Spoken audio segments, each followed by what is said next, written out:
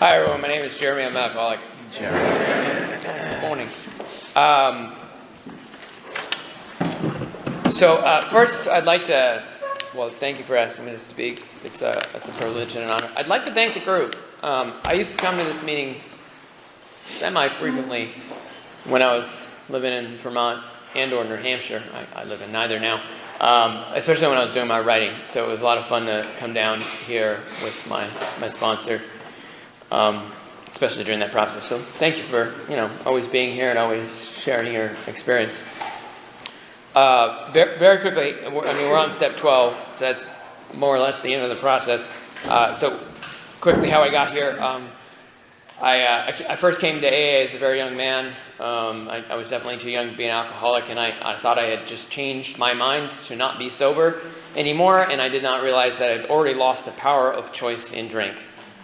And I stayed out for 6 years of pitiful and incomprehensible demoralization. I went to jail. I died a couple times, institutionalized. And then I was basically placed in Vermont to attain and maintain sobriety, which I actually wanted, probably, for the first time ever. And found I went to 90 meetings in 90 days with a sponsor and a home group making coffee, and I could not stay sober. I drank again and again and again without my own permission and a bunch of outside issues. Eventually, it's a great story, I don't have time to tell it now, but I had a spiritual experience, not too dissimilar from Bill's. His is a little cooler, but bottom line is I was rendered sober. I did not choose to get that way. It happened to me, and I have not had a drink since. And I was on fire, and I wanted more of that, and I had no idea what to do about it. And I heard a lot of the same thing that I've been hearing for years before that, just don't drink and go to meetings. And my experience is I cannot do that. And they said, just, make the midnight and put the plug in the jug and you'll be all right. My experience is I put the plug in the jug. Eventually I take the plug out, I drink it, and I go get another jug. Because I can't not. I've always been marveled that we admit our powerlessness, and then a whole bunch of other people tell me just to choose not to drink today. Those are not one and the same. So eventually, after going on, and I was on a hunt, and I mean it. I was probably a little tightly wound, but I was on the hunt to find a guy who could actually help me. I had listened to a Joe Charlie thing and run into some people. And I found a guy who had gone to the Keene Big Book Study meeting, and I asked him to take me through the work, and he said he would be honored to do so. And I was so overjoyed. I just wanted someone to tell me what to do. And I asked him very plainly, what's next? And Bruce always knew what was next because someone had taken the time to take him through. He said, next, I want you to read the doctor's opinion all the way up to page 63 and stop where I tell you to stop and underline things that are important, significant, stick out to you, circle the words you're not familiar with, look those words up, and write the definition right there in the margin. And I did that. And it was all done. I clearly saw that A, I'm alcoholic and cannot manage my own life. B, that probably no human power can relieve me of my alcoholism. And C, that God could and would if he were sought. And he did. Just like that. And I made a decision to do something about it. And I got on my knees and I offered myself to God as I then understand him. I don't understand him now. That's perfectly fine. I did a formal third step prayer. I immediately put pen to paper and I wrote ferociously. It was 2,200 pages long. And it was all done with that. I read it to my sponsor. It took 70 hours just to read the thing to him. I went home. I took my hour with God. Then I clearly saw I did not want to be that guy anymore. And I was very willing to do something about it. And I asked God to take it. And he did so. And whatever is left over, I have to deal with. And I made a list of all persons I had harmed, became willing to make amends to them all. I went out and made amends to them all. I crossed off every name, paid back every dime. Now what I do on a daily basis is I practice 10, 11, 12. And so, I right the wrongs as they come up. I open and close my day with prayer and meditation. I do a nightly review every night. And I practice these principles in all my affairs, which doesn't always look so good, but I try really, really hard at it, and I think that's the point. And I sponsor a bunch of guys in a whole bunch of different states, and I speak an awful lot. I carry this message, and I don't just do it at meetings. I do it in jails, institutions, detoxes, halfway houses, sober houses, potlucks, roundups. I speak a lot of conventions and plain ordinary whoopee parties. And I have had a spiritual awakening as the result. And I'm not the same. And I'm also not all better. I have these wonderful conversations many times with my sponsor that I'm a whole lot better than I used to be. But I'm not all better. But if I continue to do this work, I'll never get there, but I'll get better still. And that's why I continue to do so. So I love sharing the message of Alcoholics Anonymous. I love working with sponsees. I really enjoy carrying this message. And I love the interactions, although let's admit it, sometimes it's pretty taxing. Interactions with people that are new to this work or in early sobriety or have somehow gathered time and relapsed, or they're just in AA for many years without what we would probably call a solution. Because it kind of like brings me back, but also hypes me up. I feel very in tune with what I am supposed to do in that moment. With, I think it's improved greatly with the rest of my life. Just kind of like having a better, not good, but better understanding of what I am supposed to be doing and how I'm supposed to conduct myself. So the chapter talks. We're uniquely qualified to help those people, and I speak at family support meetings as well and recovery houses. And we seem to be able to impart a message, a feeling of relatedness better than many other professionals who, I take my hat off to them. We need them too. But there seems to be something really remarkable when I say something and you see it in their eyes and it finally clicks. I'm a corrections guy. I take meetings into correctional facilities. I did it for about 3 years in New Hampshire, which was it was the coolest thing ever. It was a big book meeting, and I got to run the show, and I like that. And so we would just sit down, crack open the book, and talk about whatever I wanted to. And we usually, just as this chapter describes, it says, do it as we have done on the chapter about alcoholism, aka more about alcoholism, that chapter.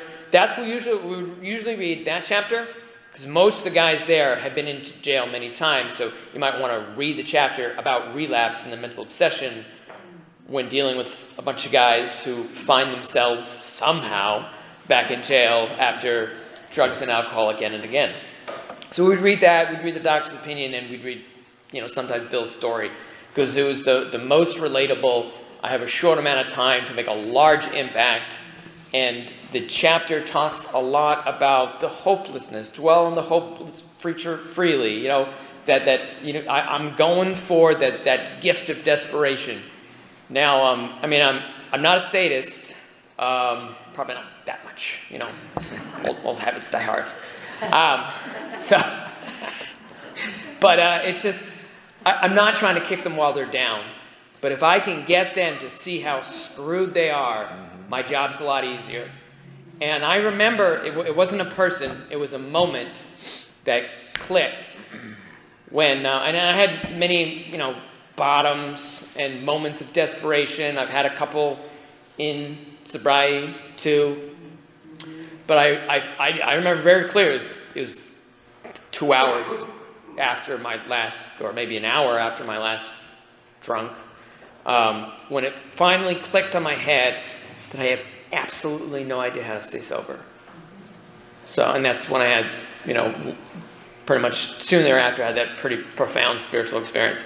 So if I can induce that, or at least create a larger understanding and more of a clamoring of desperation, all to the better. I used to, when I was very new and gung-ho about doing this work, and I didn't push it down people's throats, but I was really amped up. If anybody was slightly interested, let's get going. And I don't waste that much time anymore. I try and be encouraging, but I offer a solution to those who may be seeking one. I lay out, anybody who's ever heard me, it's pretty clear that I work the 12 steps, and that is my method of sponsorship. So most people wouldn't really ask me if they're not interested in that. But there's some people that just want to make it look like they're trying to do this, and they're not really interested. And I used to spend a lot of time giving them spiritual pep talks and be like, all right, well, let's set a deadline. How many turnarounds can you do in a week? And I've tried many different methods to kind of infuse my willingness into them. And if a desire to find God has to come from within, I wish I could be a better, sober, motivational speaker and get them to go on. It's just if they're not ready, if they're not willing. I mean, the gift of desperation does not actually have to be there. They have to be willing. I just think it really, really helps, whether they've been sober a long time or not. My job really as a sponsor is to guide them through the 12 steps. I'm just a guide. And their job as the sponsee is to do the work. And that's pretty straight up simple. I mean, it could be a lot more involved in that and everything in between, but that is the main form of sponsorship that I do is to walk them through the 12 steps and to continue to be a guide, show them the instructions.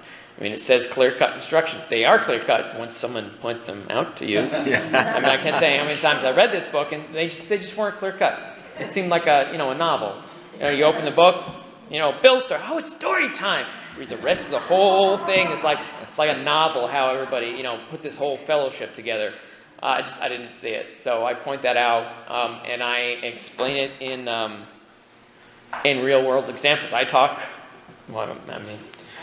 I am my favorite subject, but I talk about myself a lot using relatable experiences, not just reading instructions out of a book to sponsees.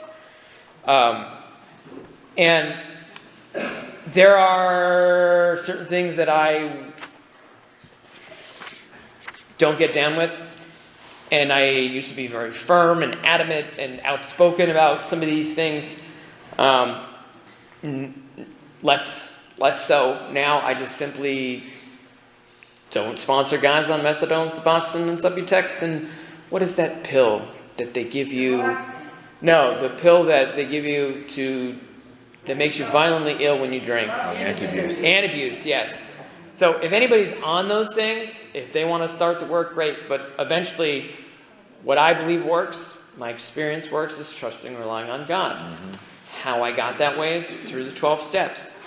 I don't believe these things are inherently wrong. If people want to do those and that works for them, that's awesome. And it says in the book, it tells me what I am supposed to do. Tell them if he wants to get well, you'll do anything to help. That includes me finding them a sponsor who will take them through the work while they're on that, if that's what they want to do. I simply tell them I have a long laundry list of why I don't do that. It is nothing personal, and if people want to know, why do you do that? I'll tell you after the meeting. If you want to argue about it in the parking lot, I'm all set. Seriously, I'm tired of having those conversations, but I'm willing to share my experience and what others told who came before me. But I try and have an open mind. I'm not God. I don't have a monopoly on God. There's a lot of avenues of recovery out there today. And I'm involved in a gym. It's a gym for people in recovery. It's an outside thing, but I'm very strong. Not everybody does 12-step there. And I don't tell them that they're doing it wrong and that they're going to relapse and die. If someone's interested, I do tell them what worked for me and what didn't. And that's why I'm a big fan of meetings, and I'm not a big fan of meeting makers make it. Because it's just not my experience. My experience is, I had this profound spiritual experience that rendered me sober. It just feels that way. It rendered. All of a sudden, it's like, whoosh, sober. It's totally awesome, but very weird. And then the steps kept me that way. Because, that was it was a spark. And there were sparks in that room. But it kept the lights on. This work kept the channel open to the powers that be, to God Almighty that has got me and has kept me sober. And that's why I'm such a strong proponent for it. Like, I speak with conviction because I'm living proof. And it doesn't make me better or worse than anybody else. And I told my sponsor, I'll show you a little gift. I have a wonderful sponsor. We're very tight. He was a groomsman at one of my wedding. We're very tight. When I first started this work, he's like, well, why do you want to do this? And I told him a lot of reasons. And I was very honest with him that my troubles in staying away from a drink, even though I had been sober for about a year and a half, like a lot of different things. And I told him flat up, and just to be honest, I want to look well and sound well. Like, I want to feel better than other people. And then I'd been to a couple of Big Book Step Studies meetings. And then I want to share. And I want people, and that, it was just being honest. And, good for me, for being honest. And that desire has, for the most part, subsided. I just want to get through this world with a little bit of peace of mind. I want to be useful to my fellows. I don't want to be a scumbag. And it feels really good when I hit the mark, even though it, doesn't always look that great. Quick example. Well, let me stick to the chapter. How much time do I have? I have no idea. Okay, here it's the Jeremy show. This is terrible. Don't give me that much power. I won't give it back. I do want to talk about the chat. I have one little story. I hope I can wrap up with, but. The book gives us directions and examples of the people we may encounter. A perfect example is this wonderful guy. I have total permission to share all this, by the way, in case you're wondering. A guy named Keith. He was in the Keene area. Perfect. So Keith was a terrible chronic relapser. He was a born-again Christian. He was very religious. And it talks about, maybe encountering someone that knows religion and perhaps God or Scripture or wherever that may be, fill in the blank, better than you. And that was Keith. Before he came to AA, he would go to church every morning and drink every night. So he had the wherewithal or strong suggestions to come into Alcoholics Anonymous, which is where I had encountered him many times throughout my travel. I've actually lived in 10 different cities in 4 different states in New England since I've been sober, and I'm from New York. So I get around. So I just kind of come into contact with Keith, over several months or a year or whatever. And in AA, he was doing better, but his conduct is what he calls atrocious, or was atrocious. And he would relapse, not like before, but he would just keep running. And I remember what time I was writing. I hadn't even finished the process, but I was sober probably a little less than 2 years. And I asked him, I was like, well, what about the steps? He said literally to me, he's like, nah, man, I've got God. Very convinced of himself. He was in a motorcycle ministry too, so of course he was, godly and cool. I love this kid so much. And I was like, oh, okay, I didn't really push it. I didn't have much to push other than I had started to notice changes in me, and it seemed to be on the right path. So we had talked about it throughout the years.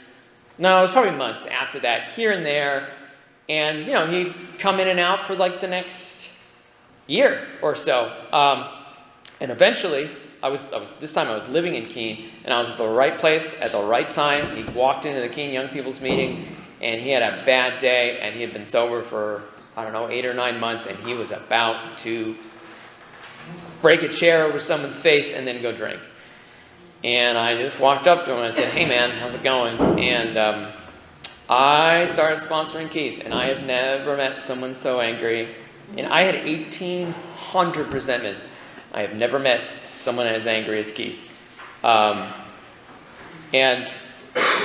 I talked about, because I had known enough in the book, that, to be vital, faith must be accompanied by self-sacrifice, unselfish, constructive action. And I saw a good amount of faith and belief in Keith. I also saw, please, I hope he forgives me, some unselfishness and poor conduct. And so Keith is no saint, but I did not finish walking him through the 12-step process. I moved to Boston area, and my sponsor took over. But people would run into Keith and send me a text, like, "Damn, Keith's still sober." I was like, "Yep."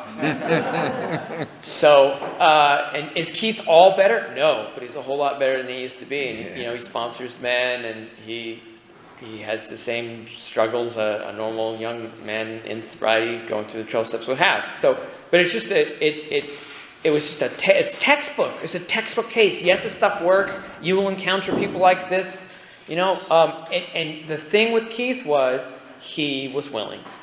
And every now and then I'd give him a moral or a verbal kick in the butt to hey, get back to your writing, or stop being crazy, or stop getting arrested in sobriety. 5 times. But I know it takes all kinds. I hope I'm not being too hard on him, but he's just a whole lot better And I've encountered a lot of guys that seemed, oh God, this is terrible to say it, but I'm just going to say it, less sick and more willing to keep, and they did not finish this process. And not all of them are alive. Yeah. So, I sponsor a bunch of guys in various different states of the work and sobriety. I sponsees and grant sponsees, and it's a wonderful thing. And we all take on many avenues and walks in life. It's just a wonderful, wonderful experience. And I firmly believe it keeps me sober. The desire to drink has never returned. But every now and then, I'll just get so frustrated in life or so lost in myself that if I have internal thoughts like, if I don't do something, the desire is going to come back. I got to take some action. And, lo and behold, the number one go-to is working with someone else to take me out of myself. And just life has gotten more manageable. This is how sick I still am and how well I've gotten. So I'm in the process of moving out of the South Shore Boston area into a house in Rhode Island that we bought. But I can't move in. I should have moved in quite a while ago, but there are people in my house that should have moved out a long time ago. They're still there. They're on their way of moving out. It's a slow process. It's just been pettiness and dishonesty and costing me lots of money and all sorts of drama. And, every now and then I'll just be thinking about it. I'll be literally grinding my teeth. I'll be fantasizing about killing them in their beds at night and all this other stuff. But my actions are very different. Yes. And I even had a long conversation because they delayed the move out yet again. And I killed this woman with kindness. And so things are working out. But I know, the beating up, the violent revenge fantasies that I can sometimes have, that I address it in the 10-step. But I know today, so that's how sick I still am, but I know today I cannot get away with that. And I'm not talking about murder. I'm talking about actually lingering with those thoughts. I can't do it. So I'm well enough to know that these resentments will eventually take me out and kill me. So it's not, I used to sleep with a shotgun. So before I got well, that would be totally justified. And that's just life. And I got a lot going on, and I still do my best to put sobriety and God and this work first. So we just bought a house, and I became a landlord, and my wife is pregnant, and I'm training for the Boston Marathon. And I'm, a regional sales manager, so traveling. So life is big, life is full, but where would I be without God and this work? I don't know. Probably lost. So I'm extremely grateful for it, and I endeavor to continue to carry the message and help others whenever I can. I'll just pretty much end there. If anyone is thinking about it, I highly encourage it. It made a tremendous difference, not only in my recovery, just in every avenue of life. And if anyone, where we're at in your journey, so if you're reading, just keep reading. If you're writing, keep writing. If you're trudging, keep trudging. That's all I got. God bless. Thanks. Nice.